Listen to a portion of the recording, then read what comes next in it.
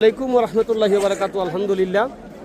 আসলে আমরা জানি না যে কোনো কারণে বন্ধ হয়ে গেছে, যেহেতু আমরা আরাফাতের ময়দানে এসেছি। আমরা এই জায়গার দাঁড়াচ্ছি, যে জায়গার নাম কি আরাফাতের ময়দান অথবা আরাফাত।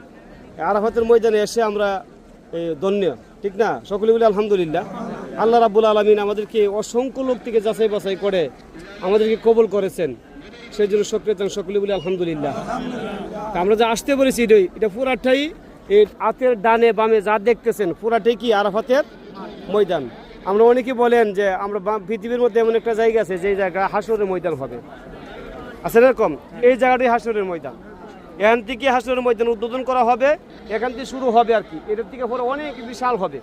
পৃথিবীতে যত মানুষ এসে গেছে আদম আলাইহিস সালাম থেকে অদ্যাবধি যে মানুষগুলো আসছে এবং আর এই কিয়ামত যে মানুষ আসবে, সকলেই কিন্তু সে হাসরের ময়দানে উঠতে হবে, ঠিক কিনা? সে হাসরের ময়দানটা হচ্ছে আরাফাতের ময়দান।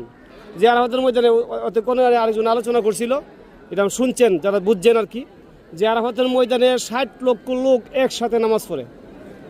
9 জিলহজ এক ওয়াক্ত নামাজ 8টা থেকে 7টা থেকে শুরু করে 8টা 9টার ভিতরে সকলেই সে আরাফাতের ময়দানে আইসা অবস্থান করে আর একসাথে সবাই কান্নাকাটি করে। একসাথে সবাই কান্নাকাটি, মানে মাত্র এক ওয়াক্ত নামাজ হই। কয়েক এক ওয়াক্ত নামাজ হই। ওই যে 50,000 লোক সে মসজিদের নামিরার ভিতরে ঢুকতে পারে। যারা ভাগ্যবালা তারা ঢুকতে পারে, আর যারা ভাগ্যবালা তো সবেরই, মানে ওই মসজিদে ঢুকার একটা ভাগ্য আছে, সেই ভাগ্যটা সবার হয় না। এই 50,000 লোক এটার ভিতরে ঢুকবে। যারা ঢুকে আর মানে নিচে 5 ঘন্টাকে, যারা দারুণ শক্তি আছে, প্রস্রাব পায়খানা কন্ট্রোল রাখার মতো শক্তি, তার আগে ঢুকে।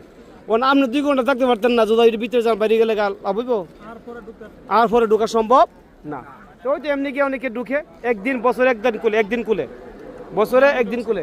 যে আর আমাদের ময়দান তোমরা দেখতেছেন না, অনেকে হাম্মাম বা বাথরুম আছে, এই বাথরুমগুলা এসব কুলে দেওয়া হয়, নির্মাণ করা হয়। প্রত্যেকটা জায়গা যে রাষ্ট্রে অন্য রাষ্ট্র থেকে আসে তাবু করা হয়। আবার অনেকে তাবু করে রাখছে, এটা বহু থাকলে কেরাফাটা লাগাই দিয়ে বানাই দিই।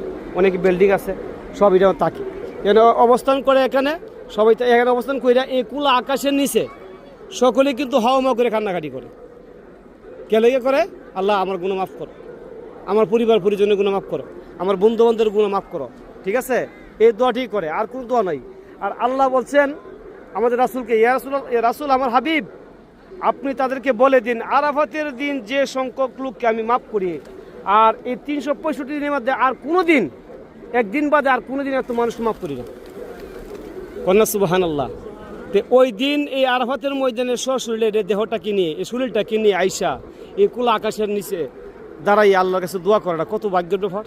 এই দিন মাফ করে, অসংখ্য লোককে মাফ করে, হজ যারা করতে আসে এদেরকে মাফ করে। আল্লাহ